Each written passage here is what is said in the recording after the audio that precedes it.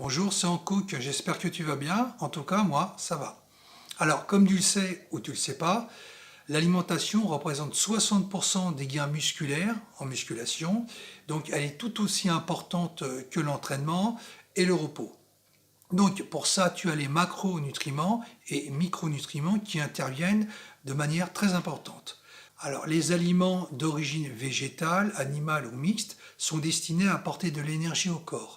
Donc, ils sont constitués de nutriments, d'eau et parfois de fibres. Donc, les nutriments ont pour rôle de nourrir les cellules du corps, mais en même temps de participer à leur bon fonctionnement. Alors, comme je te disais, tu as les macronutriments et les micronutriments. Donc, comment les distinguer? C'est simple. Les macronutriments sont représentés par les lipides, les protéines, mais aussi les glucides. Donc, ce sont les trois éléments dits énergétiques.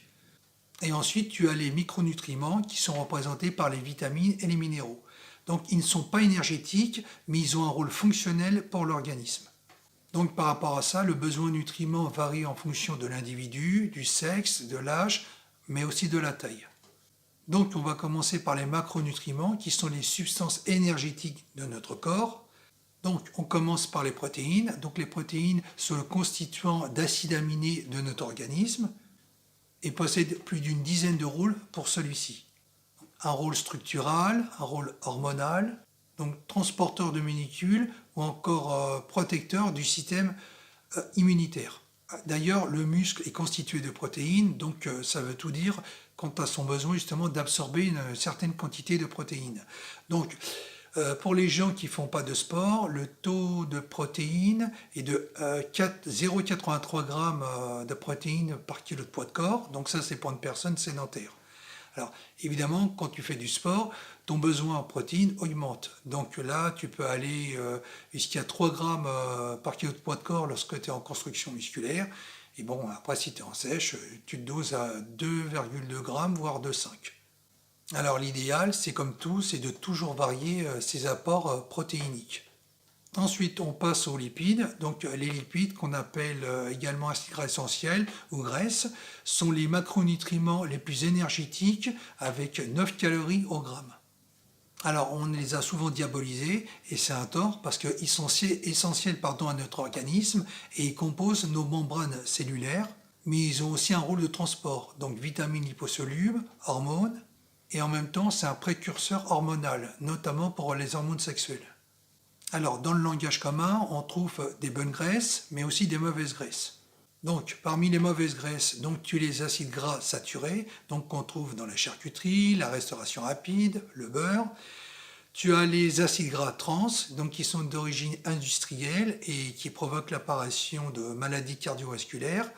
Et enfin, tu as le mauvais cholestérol, qui évidemment épaissit l'intérieur des artères, ce qui gêne le passage du sang.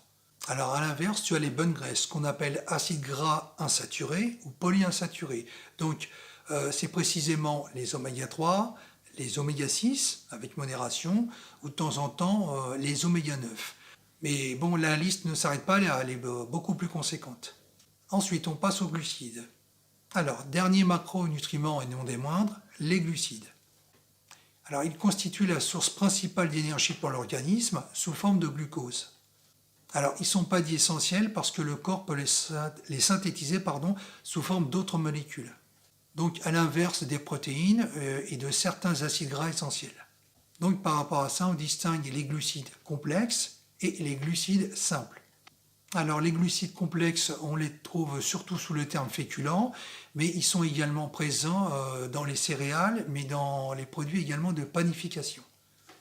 Les glucides simples sont plus connus sous l'appellation sucre et ils sont présents dans les fruits, le sucre de table, la confiture, les confiseries ou encore les gâteaux industriels.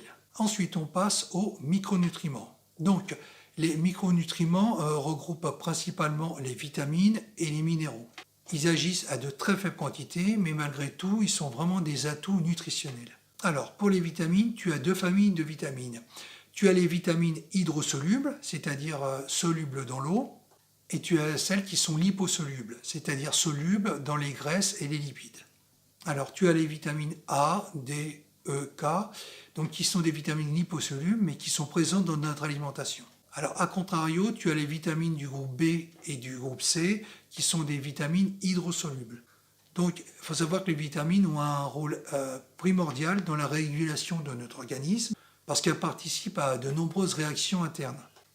C'est pour ça qu'elles aussi, elles ont leur importance. Alors ensuite, on passe aux minéraux. Donc, dans la famille des minéraux, on distingue deux sous-catégories. Donc, dans les oligo-éléments, tu trouves du fer, du cuivre, du manganèse. Il en existe une très grande quantité. Tu as les électrolytes qui sont le sodium, le calcium, magnésium, phosphore, potassium et chlore. Alors tous les deux interviennent dans le métabolisme des cellules, mais ils participent aussi à la création des hormones et des enzymes de notre corps. Donc tout ça, ça a son importance, c'est pour ça que chaque détail compte. Donc il ne faut pas faire l'impasse sur tout ce que je viens de te dire. Voilà, bah écoute, on arrive à la fin de la vidéo. Bah, j'espère que ça t'aura plu. Alors si ça t'a intéressé, bah, n'hésite pas à liker, à commenter, à t'abonner. Et moi je te dis à la prochaine dans une autre vidéo. Bye bye!